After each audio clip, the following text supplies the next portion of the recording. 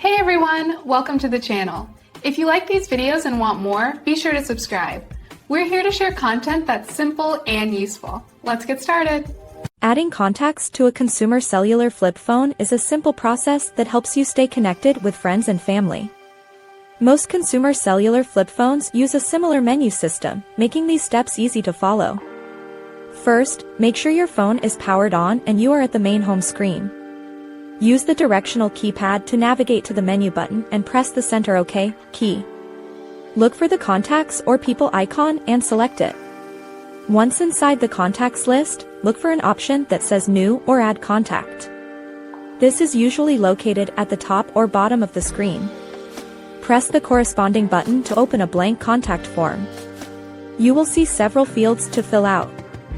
Start with the name field and use the number keys to type in the first and last name.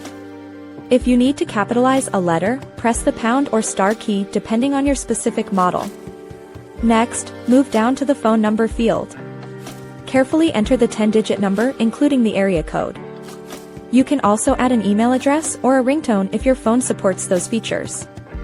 After you have entered all the information, look for the Save option. This is often mapped to one of the soft keys near the top of the keypad. Press Save to store the contact in your phone memory.